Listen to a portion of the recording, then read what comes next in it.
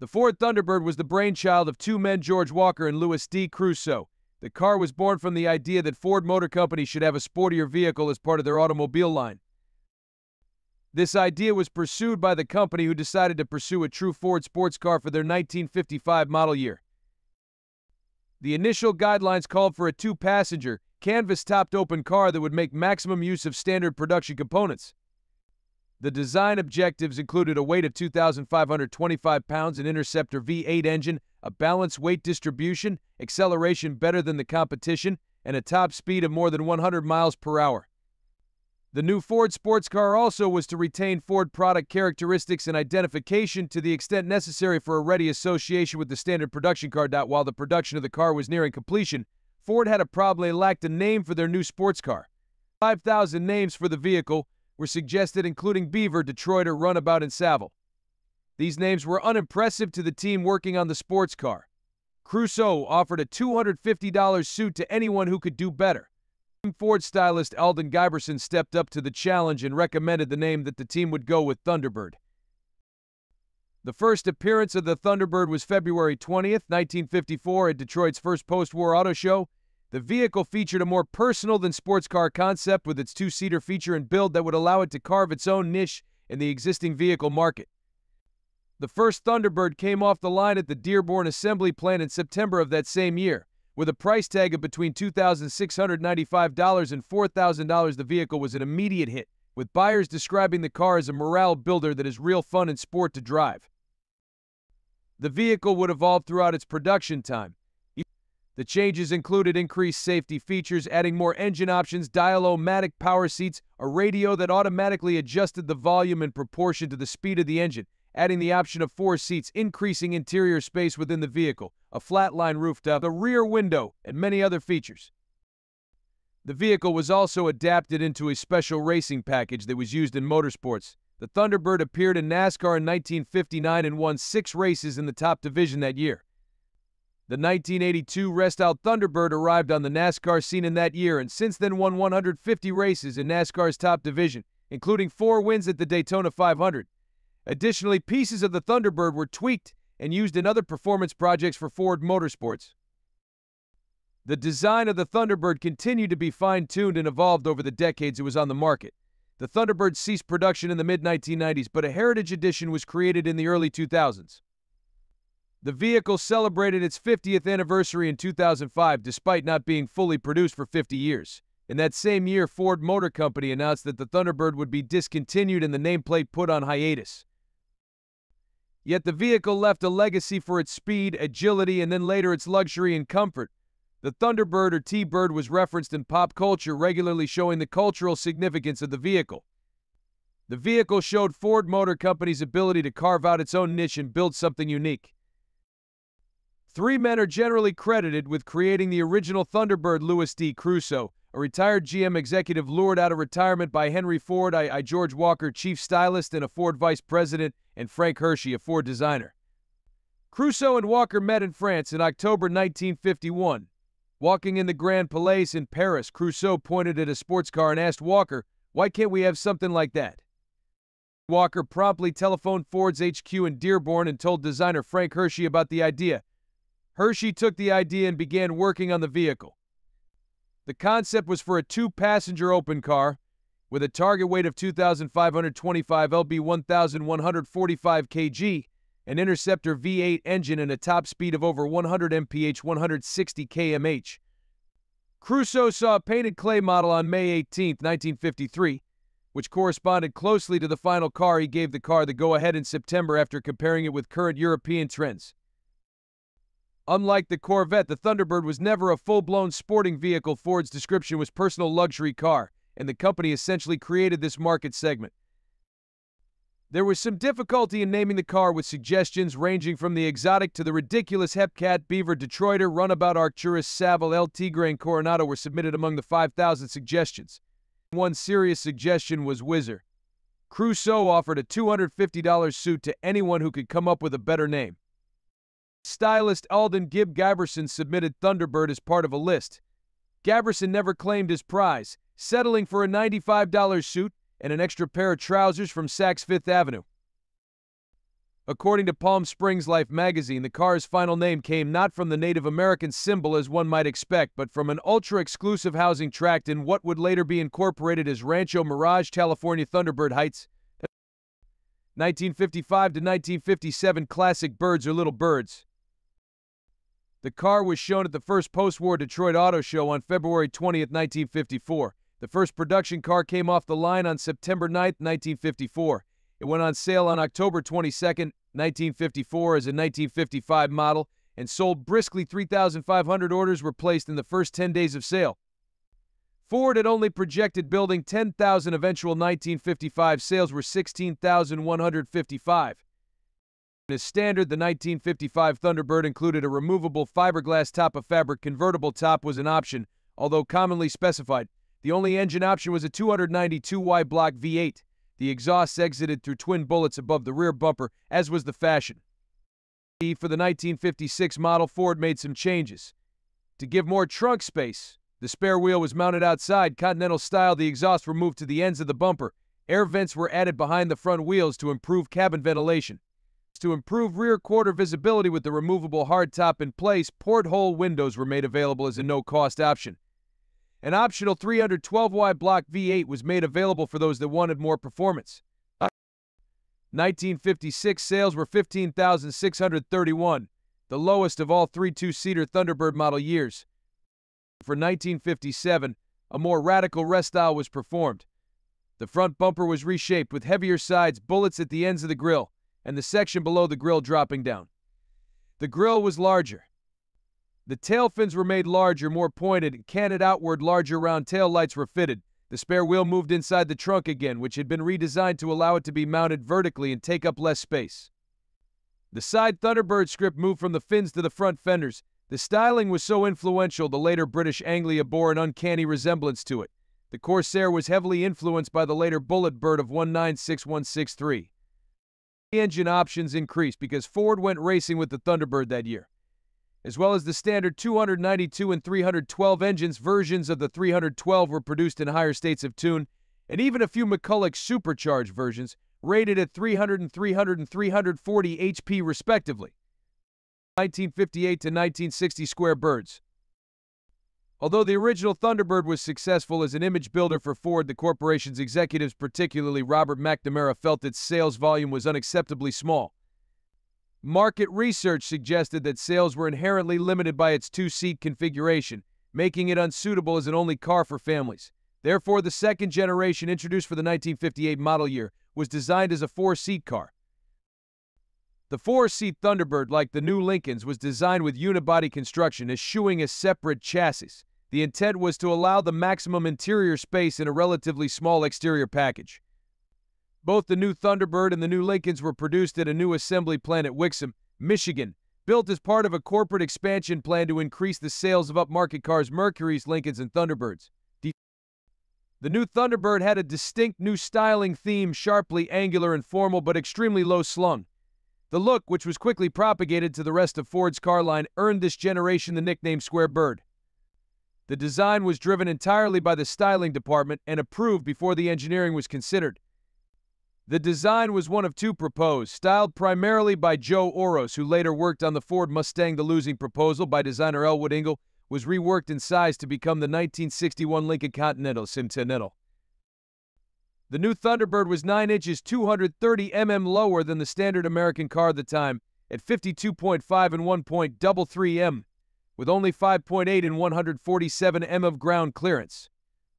The significant transmission tunnel intrusion required to fit the powertrain into such a low car was turned into a styling feature by covering it with a large full-length center console dividing the front and rear seats and containing ashtrays, switches, and minor controls.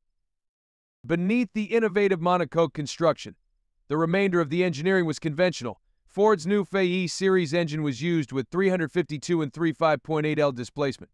Standard transmission remained a 3-speed manual transmission, with optional overdrive or cruise-o-matic 3-speed automatic transmission.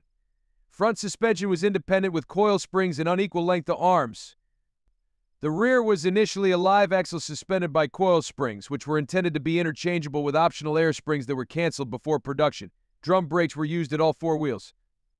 Various delays conspired to have production start only on December 20th, 1957. Much later than the normal September start, the 1957 Thunderbird was thus built for 3 extra months.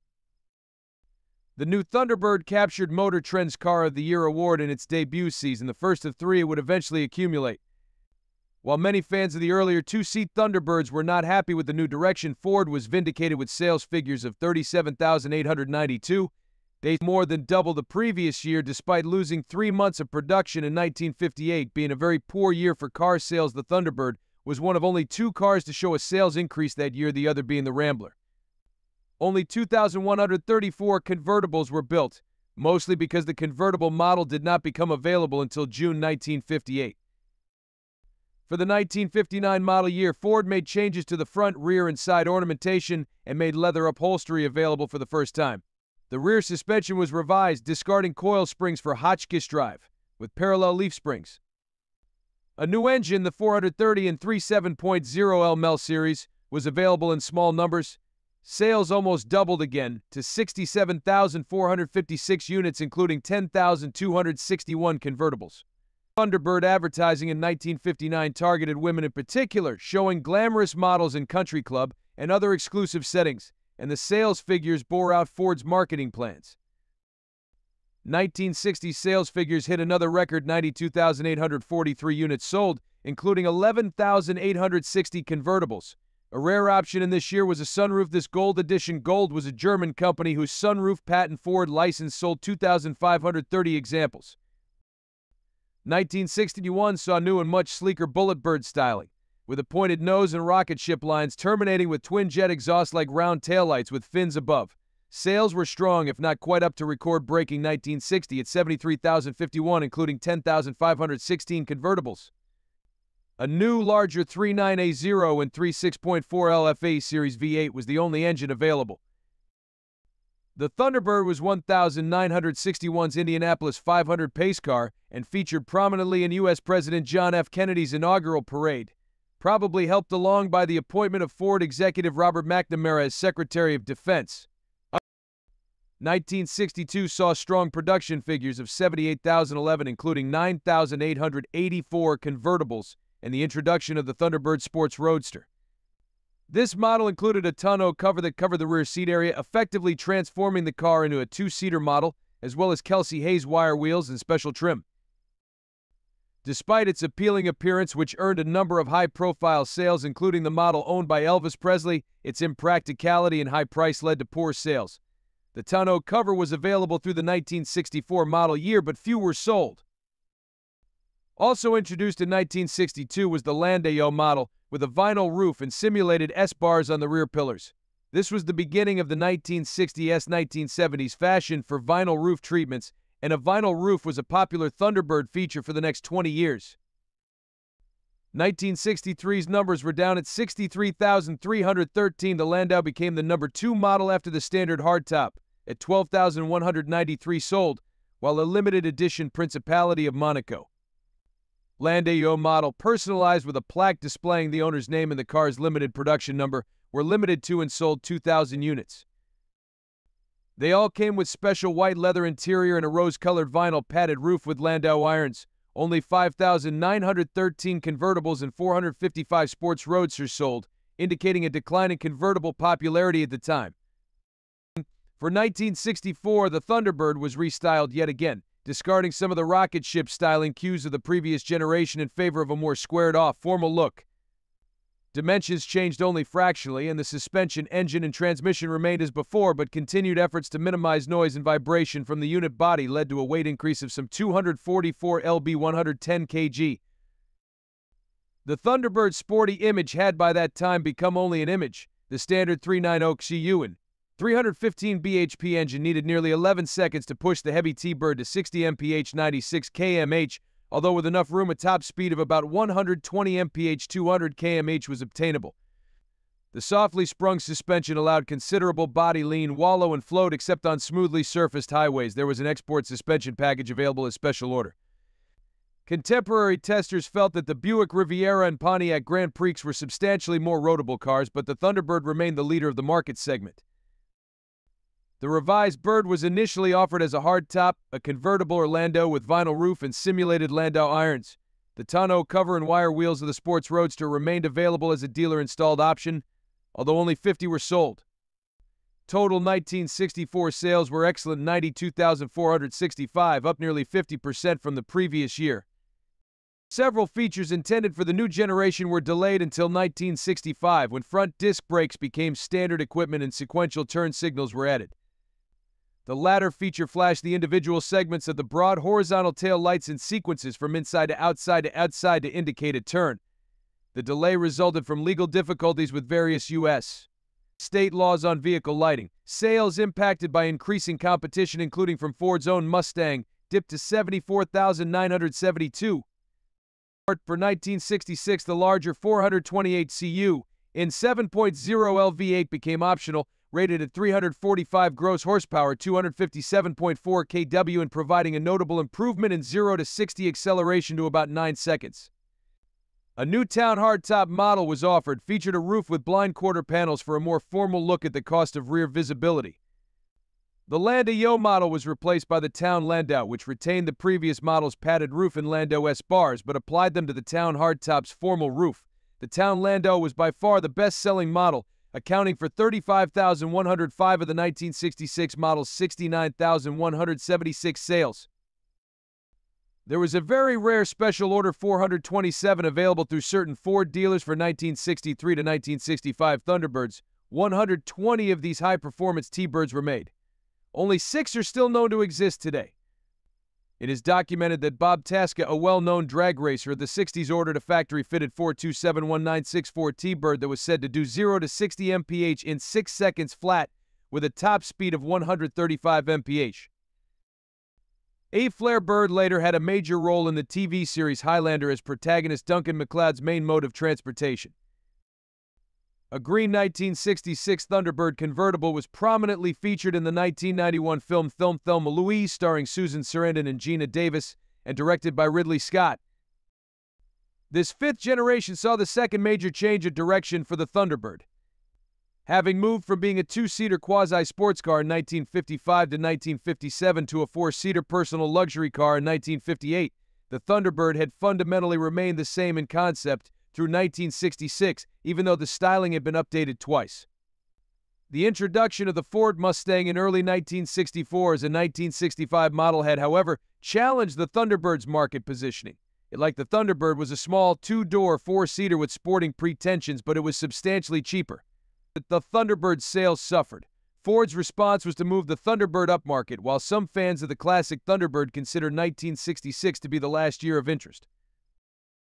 For 1967, the Thunderbird would be a larger car, moving it closer to Lincoln as the company chose to emphasize the luxury part of the personal luxury car designation. Other companies had already done the same, the Buick Riviera in particular. Mindful of the company's problematic experiences with the 1958 Lincolns, Ford chose to abandon the Thunderbird's traditional unibody construction for this larger car, turning to a body-on-frame method with sophisticated rubber mountings between the two to reduce vibration and noise. The convertible, increasingly a slow seller, was dropped. Instead, the company introduced something new to the market segment, a four-door model Forder in Ford parlance. Perhaps to emphasize the Thunderbird's closer ties to the Lincoln Marquis, as it moved upmarket, the rear doors were backward-opening suicide doors as on the 1960s Lincoln Continental. The Ford door would remain available through 1971 but never generated substantial sales. The new 1968 Lincoln Continental Mark I was based on the four-door Thunderbird chassis, and from that point until the late 90s, Thunderbirds and Continental Marks were generally related cars, the Thunderbird following the Mark's growth to enormity in the 1972 model year. The Mercury Cougar also often shared components.